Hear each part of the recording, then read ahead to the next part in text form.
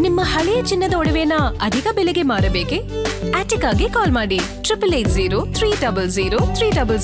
Attica gold company. ಕಡಬ, ಬಂಟ್ವಾಳ, ಬೆಳ್ತಂಗಡಿ, ಪುತ್ತೂರು, ಸುಳ್ಯ ತಾಲೂಕಿನ ಸುಮಾರು 66,000 ಹೆಕ್ಟೇರ್ಗಳಷ್ಟು ಅರಣ್ಯದ ಒಟ್ಟು 66 ಭಾಗಗಳಲ್ಲಿ ಭಾಗಶಃ ಅರಣ್ಯ ಭಾಗ ಜಂಟಿ ಸಮಸ್ಯೆ ಕೈಗೊಳ್ಳಲಾಗುತ್ತಿದೆ. ಇಲ್ಲಿ ಯಾವುದೇ ಅಭಿವೃದ್ಧಿ ಕಾರ್ಯಗಳಿಗೆ ಅವಕಾಶಗಳಿಲ್ಲ, ಎನ್ಒಸಿ ನೀಡಲಾಗುವುದಿಲ್ಲ. 94C ಬಗರು ಹುಕ್ಕುಂ ಅಡಿಯಲ್ಲಿ ಭೂಮಿ ಮಂಜೂರು ಮಾಡುವುದು ಸಾಧ್ಯವಾಗುವುದಿಲ್ಲ.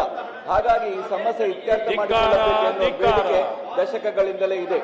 ಹಳೆಯ ದಾಖಲೆಗಳಿಂದ ಬಂದಂತೆ ಆರ್ಟಿಸಿಯ 11ನೇ ಕಾಲಮಿನಲ್ಲಿ ಭಾಗಶಃ ಅರಣ್ಯ ಎಂದು ನಮೂದಿಸಲ್ಪಟ್ಟರೆ ಬಳಿಕ ಆ ಪ್ರದೇಶವನ್ನು ಸರ್ಕಾರದ ಯಾವುದೇ ಯೋಜನೆಗೆ ಬಳಸಿಕೊಳ್ಳುವುದಕ್ಕೆ ಕಷ್ಟವಾಗುತ್ತದೆ.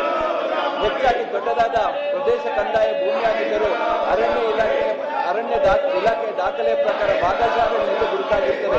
ಇಂತಹ ಪ್ರಕರಣಗಳಲ್ಲಿ ಜಂಟಿ ಸಮೀಕ್ಷೆ ಮೂಲಕ ಬಗೆಹರಿಸಿಕೊಂಡು ಸರಿಯಾದ ಪ್ಲಾಟಿಂಗ್ ಆಗದೆ ಹೋದರೆ ಎಷ್ಟು ಭಾಗ ಅರಣ್ಯ ಇಲಾಖೆಗೆ ಸೇರಿದ್ದು, ಎಷ್ಟು ಭಾಗ ಕಂದಾಯ ಇಲಾಖೆಗೆ ಎನ್ನುವ ಮಾಹಿತಿ ಇರುವುದಿಲ್ಲ. ಇದರಿಂದ ಸಾರ್ವಜನಿಕರಿಗೆ ತೀವ್ರ ತೊಂದರೆ ಆಗಲಿದ್ದು, ಆದಷ್ಟು ಬೇಗ ಹಿರಿಯ ಅಧಿಕಾರಿಗಳ ತಂಡದಿಂದ ತಾಂತ್ರಿಕ ತೊಂದರೆಗಳನ್ನು ಬಗೆಹರಿಸಿ ಜಂಟಿ ಸಮೀಕ್ಷೆ ಕಾರ್ಯ ಮುಕ್ತಾಯಗೊಳಿಸಬೇಕು. ಈ ಭಾಗದಲ್ಲಿ ಅಭಿವೃದ್ಧಿ ಕಾರ್ಯಗಳಿಗೆ ಅನುವು ಮಾಡಿಕೊಡಬೇಕೆಂದು ಮಾನ್ಯ ಅರಣ್ಯ ಜೀವ ಮತ್ತು ಪರಿಸರ ಇಲಾಖೆ ಮಂತ್ರಿಗಳನ್ನು ಶೂನ್ಯ ವೇಳೆಯಲ್ಲಿ ಒತ್ತಾಯಿಸುತ್ತೇನೆ. ಈಗ ವರದಿಯನ್ನ ಒಪ್ಪಿಸುವುದು ಶ್ರೀಯುತ ಐವನ್ ಡಿಸೋಜ.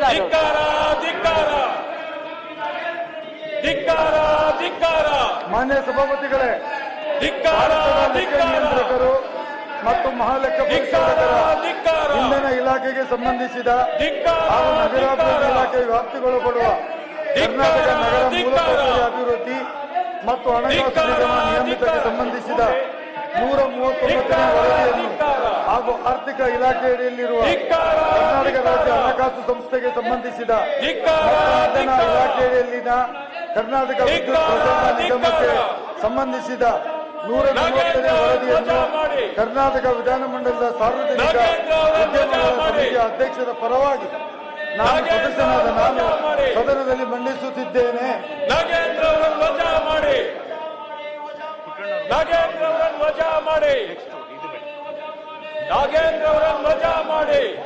ಈಗ ವಿಶೇಷ ಸದನ ಸಮಿತಿಯ ಕಾಲಾವಕಾಶವನ್ನು ವಿಸ್ತರಿಸುವ ಪ್ರಸ್ತಾಪ ಶ್ರೀಯುತ ಪುಟ್ಟಣ್ಣನವರು. ಸಭಾಪತಿಯವರೇ, ಪ್ರಾಥಮಿಕ ಶಾಲೆಯಿಂದ ಪ್ರೌಢಶಾಲೆಯಿಂದ ಪದವಿ ಪೂರ್ವ ಕಾಲೇಜುಗಳಿಗೆ ಹೊಂದಿದ ಶಿಕ್ಷಕರುಗಳು ಹಾಗೂ 10, 15 ಕಾಲಬದ್ಧ ವೇತನ ಮುಂಬಡ್ತಿ ಸೌಲಭ್ಯಗಳನ್ನು ಪಡೆದಿರುವ ಶಿಕ್ಷಕರ ನಡುವಿನ ವೇತನ ತಾರತಮ್ಯ ಸರಿಪಡಿಸುವ ಕುರಿತು ವಿಶೇಷ ಸದನ ಸಮಿತಿಯ ವರದಿಯನ್ನು ದಿನಾಂಕ 6 ತಿಂಗಳವರೆಗೆ ಸದನ ಸಹಮತಿಯನ್ನು ಕಾಯ್ದಿರಿಸಿ ಸದನದ ಸಹಮತಿ ಕೋರಿ ಪ್ರಸ್ತಾವನೆ ಮಂಡಿಸಿದ್ದಾರೆ.